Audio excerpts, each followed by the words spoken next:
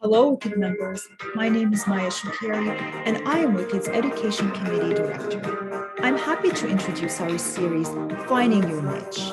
In this series, we will interview female criminal defense lawyers who practice in a specific area within criminal law. The goal of our series is to highlight the work and accomplishments of female criminal defense lawyers, but it is also a way for us to introduce you to specialty areas within criminal law.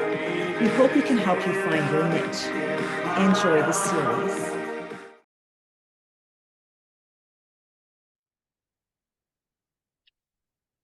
Hi, Maria Rosa. How are you? Hi, Maya. I'm good. How are you? I'm well, thank you. It's very nice to see you.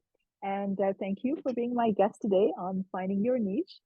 And I'm going to start by asking you my common first question. It's, can you please introduce yourself and tell us what you do, where's your firm based, and what type of cases do you do? Okay, thank you. Well, first of all, thank you so much, Maya, for having me. When I got the email, I was so honored that anyone would want to hear from me. So I appreciate it, and I'm so glad to be here. With respect to me, so I'm Maria Rosa Muia. I'm a sole practitioner. My office is in Vaughan, but it's kind of a hybrid work from home, in office type of setting. The majority of my clients and my cases are in Newmarket, so I'm kind of establishing myself in like the Central East, a little bit outside of Toronto, although I kind of take cases anywhere and everywhere. A lot of the cases that I take right now, I have a lot of sexual assault cases. I have a lot of domestic, less on the drug side, less on the impaired, just because I don't enjoy those cases so much. So I kind of, now that I've been in sole prac life for a little bit, I'm starting to curtail my clients to things that interest me and things and matters that I enjoy a little bit more. And on top of that, I do some per diem duty counsel work out of the Newmarket courthouse. And what else? I'm on the recent call committee with you. And then some kind of side things that I do is I tutor for the Law Society barrister exam for criminal law. And I actually assisted last fall for the U of T trial advocacy class as well. So that was something new that I did. But Nice. yeah. So that's quite a lot. And when were you called to the bar, Maria Rosa? I was called to the bar in June of 2018. Okay, June of 2018. So it's been, so you're relatively recent call, and that's why you're also on the recent call committee. And so, first of all, how are you enjoying sole practice? I like it. It has its ups and downs. There are days where I love it and I could not imagine being an associate or, working anywhere else. And there are, of course, days where I just want to wrap everything up and I want to quit. But I think as time goes on, I opened up my practice in the spring of 2021. So I'm starting to get into it a little bit more. And the more that I'm in it, the more I'm able to adapt it to my life and things that I like, which makes it much more enjoyable. Okay, and so because you did have some experience before working in a firm, and so now you have your own firm where you're the boss. So is it really like the main advantage, would you say, is it that you're more in control, the way you do you work on a file and your schedule, or is it, or are there other benefits to being a sole practitioner? Yeah, yeah, it's always a tough thing to answer because I feel like it's very personalized. But for myself, when I was working as an associate, I spent a lot of time thinking that I made a mistake, that I shouldn't have been a criminal defense lawyer and I should have been at the Crown's office. And if only I was a Crown attorney, I would be so much happier with my life. And it's not necessarily, let's say, the hours or the environment of being an associate in criminal defense. It was just a lot of different things. And so when I opened up my own firm, I had kind of done it almost 1 foot in, 1 foot out, because I still had in my mind that I would enjoy this profession more if I was a Crown. So I started doing some per diem Crown work and very quickly realized it was not for me.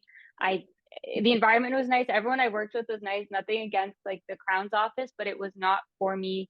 I didn't like having someone tell me how I had to run a matter. I didn't like being told that I had to seek detention, for example, when I was in the bail courts. So I quickly realized that crime life was not for me at all. And as I focused more on my criminal practice as a sole practitioner, I realized that the things I liked the most about it is that I could choose where to spend my time. So I could choose to spend time on legal aid files more so. I could spend more time helping people that didn't necessarily have the means to go hire, you think of some of the more expensive firms, you think of Bay Street, things like that. And I also like that I could really make this a reflection of who I was and my identity and put that out through my firm and the work that I do. So that's why I think I like it much more being a sole practitioner than I did as an associate. So, and it definitely gives you a lot more control over the way you practice and how you want to practice, how you want to approach a file. So that's definitely for someone who likes that independence. But it's also not easy, right? Like it's not easy, especially when you're a new lawyer. I mean, the fear that many new lawyers have, and the reason why many of them are hesitant at the beginning to start their own practice is because they have this fear that, well, what if I'm not doing the right thing? What if, I'm not actually giving the best defense to a client? And so they'd rather be in a firm where at least they're being guided by more senior counsel. So how did you deal with that this uncertainty, or, like at the beginning when you didn't have that much confidence? Yeah. That's still something that's ongoing. I think it's like imposter syndrome is very real. I think, I still feel just as nervous today as I did on day one of opening the firm, but they're just geared towards different things. Day one of the firm was, how am I going to make money? Did I just blow my life savings and, putting it into this firm? And today some of it's like, am I really now doing a jury trial? Am I really taking on this big of a case? Like, am I able to do it? I think a lot of it came when I left my associate job. I already had a bit of a network of senior criminal lawyers that I knew from working on project matters. They were people that I reached out to often. So when I opened my firm, I consulted a lot of them, and they all encouraged me to open up my own firm. And they kind of gave me that security by, saying, oh, you know what, I have a client that would be great for you to start with. And if you ever need anything, call me. And so that gave me the confidence. I still do it. I still call these lawyers all the time. I still work with them quite closely. And the other thing, I'm not sure if most people know, but through legal aid, you can actually apply for mentorship, which is something I did when I ran my first jury trial. You basically fill out a form to legal aid. You let them know why you would need the mentorship. So you're a recent call, it's your first jury trial. Maybe there's a legal issue that you've never dealt with before. And you write that explanation out, and then you tell them, I would like, this person to be my mentor who's on the legal aid panel. And legal aid will basically approve or deny you, but in my case, approved. And what they do is they grant that senior counsel hours. So they'll actually get to bill out 20, for example, hours on legal aid. And so kind of having that person who is dedicated, and also knowing that they were being paid in part to assist me, made it feel a little bit, I think, easier to take up some of their time and then have them there with me, which boosted my confidence so much. In my most recent one, I called him my emotional support counsel, because I just needed a senior lawyer to be there and tell me that I was doing okay and I was making the right choices. So. And of course, that senior lawyer, I think, is Marco, right? Marco Shara. It is, yes, Marco Shara. And that you won. So congratulations. That was very good in a sex assault trial. So great job, Maria Rosa. So, okay. And the thing is, though, I think many of them, because I'm a sole practitioner, I also worked immediately. I don't, like, unlike you, I have zero experience working as an associate on the defense side. My experience was also first Crown. But quickly I realized it wasn't for me. I'd rather just be a defense lawyer. But I think one thing that you did mention is that you just, like, it's that security of having someone telling you, yes, you're doing the right thing. And I find like it's something that we struggle a lot with lawyers, is that even if we're doing the right thing, we still doubt ourselves, right? Like, don't you feel like sometimes you still wonder, am I doing the right thing? And you ask someone, but you already know the answer, and you know that it's going to be what you are thinking, but you just need to hear it from someone more senior, I think. Yeah. I don't know. Absolutely. Yeah, So, there's another senior lawyer that mentors me a lot. His name is Mauricio Stellato. I'm very good friends with his daughter. We actually associates in criminal defense together, and the relationship kind of grew from there. But sometimes, I have a more casual relationship with him, so I'll call him. I'll be like, "This is what I want to do," and on the other end, he's just like, "Well." He's like, okay, like, are you telling me? Like, yeah, like that sounds good. I'm like, okay, I just needed someone else to tell me because, confirmation. like you I said, know. yeah. And I think building the confidence, it happens. I think as sole practitioner, the decision is yours, right? Like, yes, your client has to give you instructions, but sometimes when it comes down to strategy or how you're going to cross-examine someone, that isn't necessarily something that your client is giving you instructions on, right? Like they don't understand this. So in my jury trial, it came to a point when I was with Marco, and we're going back and forth about a point, and we were in disagreement about it. I just had a gut feeling of I don't think that's how I want to take this, and it came to a point where he said, "Listen, I'm just here to help. Like it's your case, it's your client. You have to do what you feel is right because uh, whether I had that decision is what won me or lost me the trial. I was the one who's going to go home and have to say." Oh, maybe I shouldn't have listened to that counsel. Maybe I should have done what I wanted to do. And it could have been a different outcome, which I think is just such a negative, space to be in. So I think also when you do gain a little bit of that confidence and the decision is yours, you're the one going home with it. And, whether it was a good one or a bad one, it's your choice. And so you can internalize that and use it next time. So I feel sometimes also in associate life, you're being told how to run things. Right? Especially if it's a big case or a big matter that you may disagree with. And I feel like that sometimes is you can start harboring some negative, feelings or start spiraling yourself into, oh, maybe I don't need to be a criminal defense lawyer. Maybe I should do something else. Join the Crown Office or just quit the practice of criminal law. Right. But I wanted also to ask you on another point, Maria Rosa, and it's when you started your practice though, like even though like you did Crown work, you realized it's not for you, you didn't like being an associate, so you decided that you wanted to start your own firm. But was there that fear at the beginning of like running the firm and how am I going to make this firm work and how am I going to survive? How do you deal with that anxiety and that fear that you have, and you may still have, sometimes it doesn't go away? It doesn't go away. No. It's tough. It's still there. I think it's finding healthy ways to deal with it. I think it's okay to have some anxiety and some stress because you're a business owner. I feel like that's what people forget is you don't have to worry about just being a good lawyer. You have to worry about also being a good business person too. Are you making decisions that are good for your business? Because sometimes what makes you a very good lawyer, what makes you a very good business owner don't necessarily mesh well together. So it's finding the middle ground to have both those worlds collide.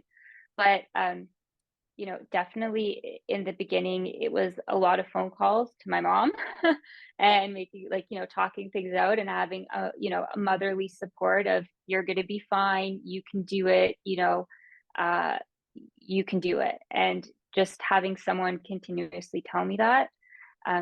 Speaking to other senior lawyers who it really resonated with me when a senior lawyer that I looked up to very much looked at me and said, you of course can do this, and it was kind of getting that validation that someone in the legal profession, so not my mom who's going to support me no matter what, but someone in the legal profession telling me you can do this, you're going to be fine, really helped with my anxiety a lot. And other than that, I think it was just really structuring my firm in a way that made me feel somewhat comfortable. So, doing little things like, taking on my beginning, free clients with cases that I knew I was kind of good at. I feel like I'm very good at when it comes to the he said, she said cases. I like those cases a lot. So I kind of took on those at the beginning because it made me feel a little bit more secure of this is something I know how to do and I've done it before quite well. So let's start there. And it kind of lessened my anxiety. But a lot of my anxiety came from more like, can I financially support myself here? And what I started doing is I started doing the per diem crown work for money. And when I didn't like that, I switched into per diem duty counsel. So it was this security of worst case scenario, all my You clients have fire an me in, tomorrow because I'm terrible. I right. have an income coming in. That alone, I think, took care of a lot of my anxiety because I wasn't worried about the financials as much as I, was, let's say, on day one. So, okay, and that's an interesting point because you tried a little bit of everything or every aspect of the practice of criminal law, the crown side, defense, being an associate, a sole practitioner, and now you also do per diem duty counsel work. Yeah. So tell us a bit more about that. Like, because you didn't like the other experiences, being an associate or doing per diem crown work. First of all, do you enjoy doing per diem duty counsel work? And tell us more about it. Why do you enjoy this when you didn't enjoy doing crown work? Yeah, I love the per diem duty counsel work. Like it is, like it's when I see it come up on my calendar that I'm scheduled that day, it instantly brightens my day. I don't know exactly what it is. I think it's a mix of everything. I think some people look at duty counsel and they say, well, it's just asking, okay, to the client, who's your lawyer? Like, did your lawyer tell you what to do today? I think that sometimes people get that impression of what being a duty counsel lawyer is, whether it's full-time or per diem. But for me, it's aside from the financial support, it's almost a break from my private practice Right. without, not working and feeling like I'm losing a day of work. So for me, it's being able to come in fresh, like for the day. You don't have anything that's followed you from the day before. And it's really helping people. That's how I see it, because these are people that don't have lawyers, can't afford lawyers, whatever the case may be. And it's being able to do something in that moment to help them a little bit. So even if it's just pulling them, for example, in a breakout room in remand court and saying, listen, the justice of the peace made it sound very confusing. This is why your disclosure is outstanding. And having that person understand it and instantly become a little bit less stressed or calmer about their situation. To me, it feels like I enjoy that. I enjoy helping people, even if it's making sure, I don't know if you guys know, like in Newmarket, the list with the Central East are notorious. People get called at different times. It doesn't follow the schedule.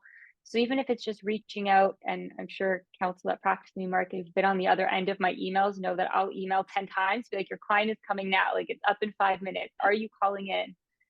Because I know what it's like to miss an appearance over something silly, and then having to hear it from my client. You weren't there. You didn't appear for me. What are you even doing? So it's sometimes just these little things that remind me there's a little bit more outside of criminal practice than just winning a trial. It's helping the people along the way. So that's why I very much enjoy it. It has crossed my mind on whether I'd ever want to be a full-time duty counsel lawyer. But I think part of the reason I like it is because it's, a once a week thing, a couple times a month.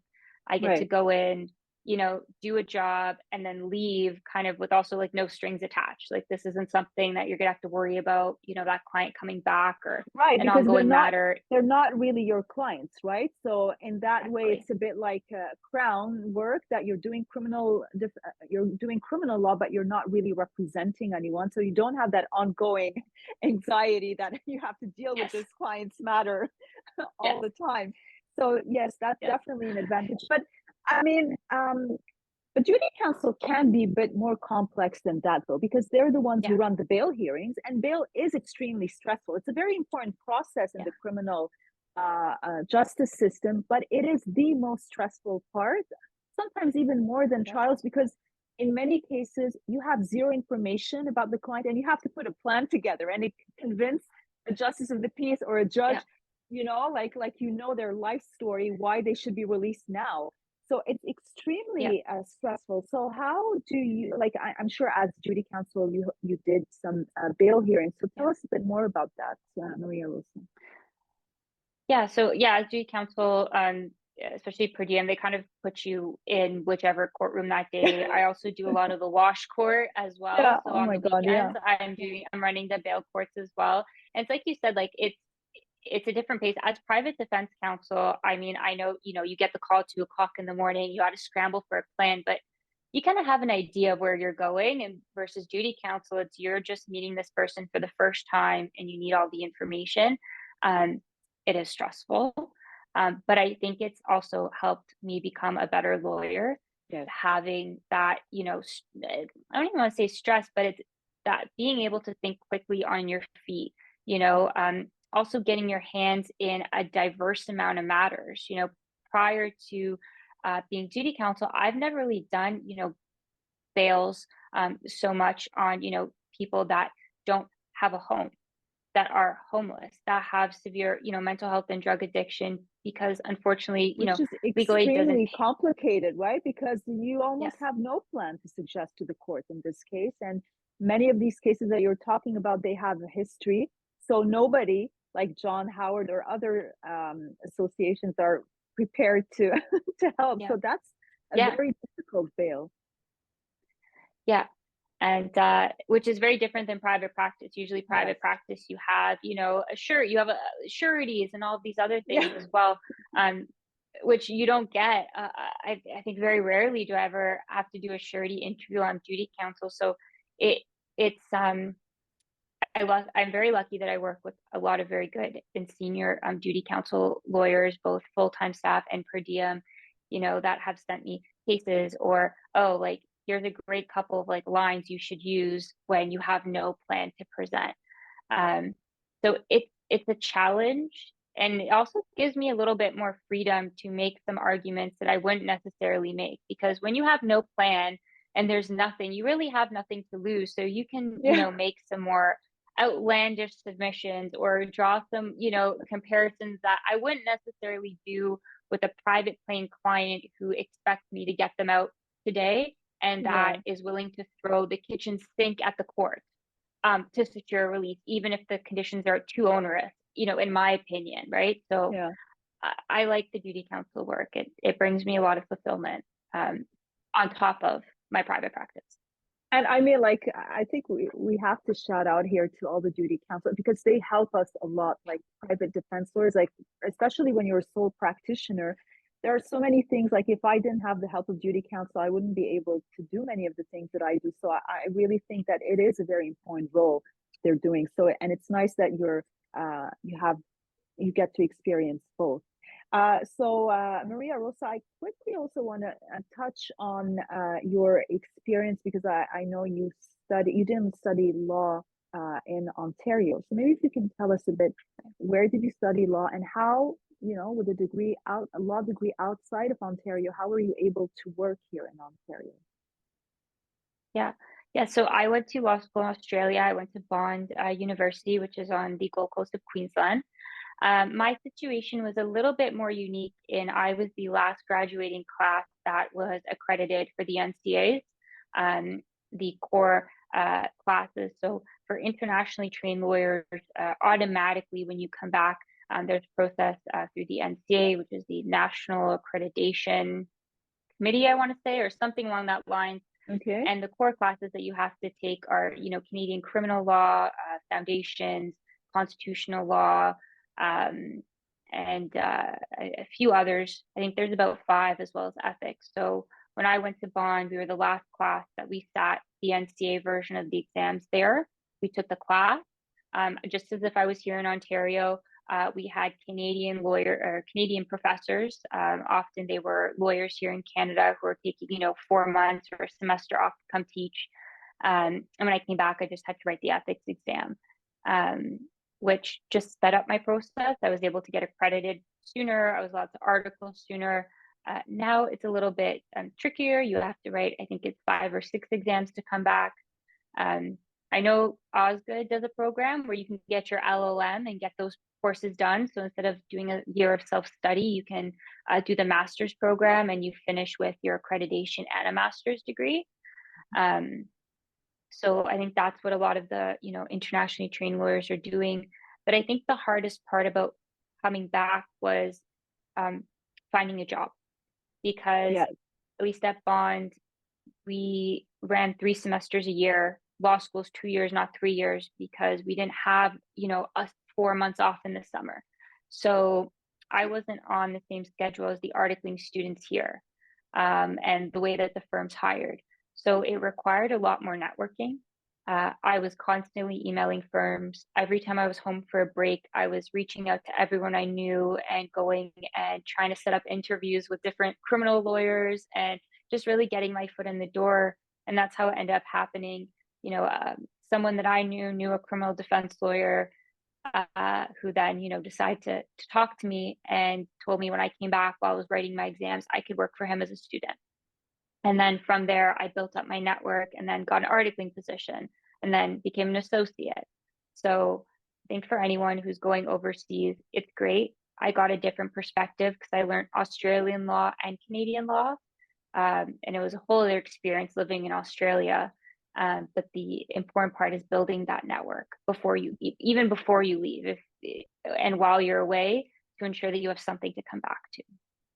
And of course, building a network is extremely important when you're a sole practitioner. So you already had that skill, it looks like, from when you were studying, and it served you well later on when you started your own practice. Maria Rosa, thank you so much for your time. It was very interesting to hear about how your career is going. You're doing really well, and I wish you honestly the best of luck. And thank you for taking the time to have this interview with me today. Thank you so much, Maya. It was my pleasure. This was so much fun. Thank you.